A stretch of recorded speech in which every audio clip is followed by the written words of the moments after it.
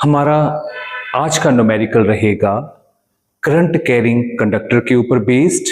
और हमने क्या करना है, हमने एक पॉलीगन के सेंटर में मैग्नेटिक फील्ड निकालनी है।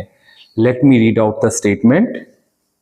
A regular polygon of 6 sides is formed by bending a wire of length 4 pi meter। एक 6 साइड का पॉलीगन दिया है जिसको हेक्सागन बोलते हैं और उसकी एक साइड की लेंथ जो है हमें दी हुई है 4 pi metre. This is the length of the side that is 4 pi metre. तो 6 साइड का पॉलीगन है, टोटल लेंथ हमें दी है तो हमें एक साइड की लेंथ यहां से पता लग जाएगी जब हम 4 पाई को 6 से डिवाइड कर देंगे। That is the length of one side of the polygon.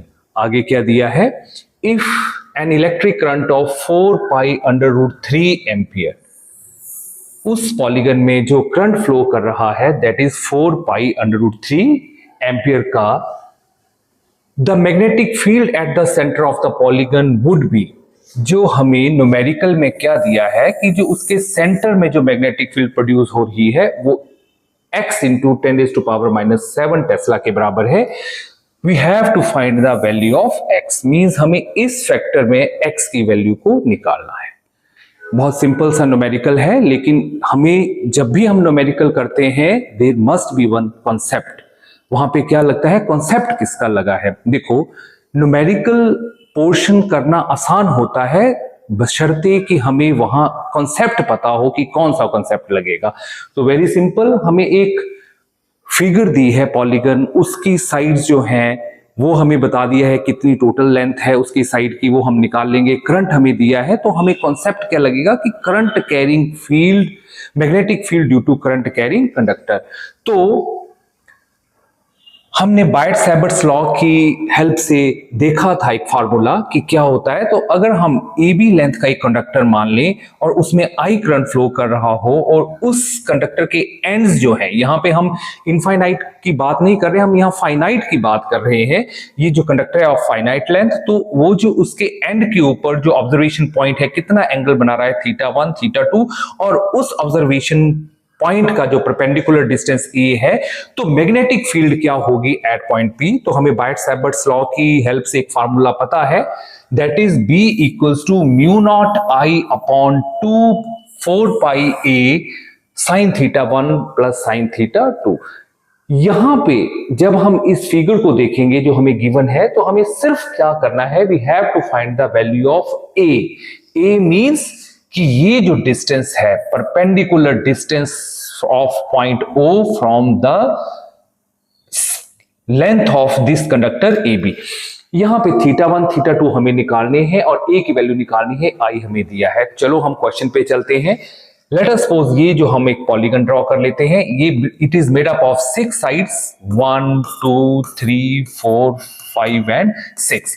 अब क्योंकि टोटल लेंथ हमें दी है इसकी पॉलीगन की 4 पाई, तो हम एक साइड एक कंडक्टर मान लेते हैं। हम ये मान लेते हैं कि जो फिगर है that is made up of 6 conductors और इसमें जो करंट फ्लो कर रहा है that is in anti clockwise direction. ये हमारी अपनी सपोजिशन है। जो करंट की डायरेक्शन है वो सिर्फ हमें बताएगा कि मैग्नेटिक फील्ड की डायरेक्शन कैसी होगी, परपेंडिकुलर या इनवर्ड या परपेंडिकुलर आउटवर्ड। तो ए बी जो एक साइड हमने मान लिया, एक कंडक्टर हमने मान लिया, उसकी लेंथ हमें पता चल गई जब हम 4 पाई मीटर को टोटल साइड से डिवाइड कर देंगे 6। तो ए बी जो आ गया दैट इज 4 पाई 6 मीटर। अब हमने क्या करना है, एक पॉइंट ले लिया O, जहां सेंटर में हमें मैग्नेटिक फील्ड निकालनी है, तो हमें OC की वैल्यू पता होनी चाहिए। अब देखो क्या है, ये एक ऐसा सिमेट्रिकल फिगर है, तो पॉलीगन का जो सेंटर है हेक्सागन का, उसका AB, तो ये सारी साइड्स बराबर होती हैं और ये हमें पता है मैथमेटिकली कि each angle made by the figure ABO, ये जो ट्राइंगल है इसके हर एक एंगल जो होंगे दैट इज 60 डिग्री।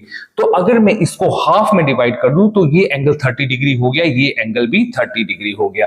तो अगर मैं AB के कारण यहां सेंटर पे फील्ड निकालना चाहूं तो हमें θ1 और θ2 की वैल्यू मिल गई, that is 30 degree and 30 degree. अब हमें निकालना है OC। तो OC निकालने के लिए हम यहाँ ट्रिग्नोमेट्रिक रेशियोज वाला फॉर्मूला यूज करेंगे। तो यहां पे आप देख रहे होंगे कि मैंने ड्रॉ किया है इस AOC ट्राइंगल को अलग से। यहां ये 30 डिग्री है, AB और AC। हाँ, अब AC जो है दैट इज हाफ AB का हाफ। तो AB कितना था 4π6 मीटर और इसका हाफ कितना हो गया 4π/12 मीटर। तो दिस इज AC 4π/12। हमें निकालना क्या है OC। तो यहां पे हम कौन सा ट्रिग्नोमेट्रिक रेशियो लगाएंगे tan थीटा। तो tan 30 जो होगा that is AC upon OC। तो OC हमें मिल जाएगा AC अपॉन tan 30। ये यहां पे हम देख रहे हैं। और जो tan 30 की वैल्यू होती है दैट इज 1/√3 और AC की वैल्यू हमें पता है 4π/12। तो यहां पुट कर लिया तो हमें ये जो OC है जो यहां पे फार्मूला में A है उसकी वैल्यू हमें मिल गई 4π√3/12 मीटर। तो बस यहां पे हमारा ये कॉन्सेप्ट क्लियर हो गया। I हमें गिवन है, A की वैल्यू हमने निकाल ली, θ1 θ2 हमें पता है 30 और 30 डिग्री है। तो आगे हमने सिंपल क्या करना है, we have to put the value. I आपको दिया है 4π√3 एम्पियर।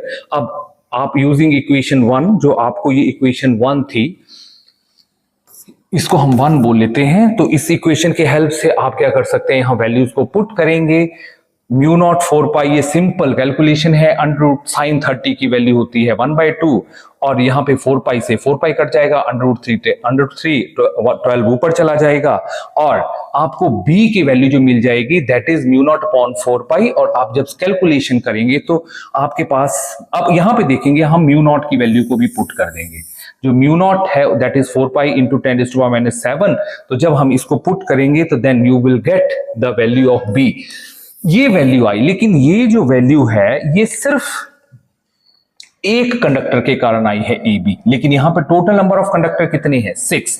तो आपको क्या करना पड़ेगा, you have to multiply this value of B by 6 because the polygon या hexagon is made up of 6 sides. तो आपके पास जो नेट मैग्नेटिक फील्ड आ जाएगी दैट इज 72 इंटू 10⁻⁻7 टेस्ला। और हमें गिवन क्या दिया था, हमें गिवन दिया था कि जो मैग्नेटिक फील्ड है that is x into 10⁻⁻7 Tesla. अब आप इन दोनों, ये भी आपकी नेट मैग्नेटिक फील्ड है जो गिवन है और ये आपने कैलकुलेट की है। तो आप जब इन दोनों टर्म्स को कंपेयर करेंगे तो आपके पास जो x की वैल्यू आएगा दैट इज 72। Thank you.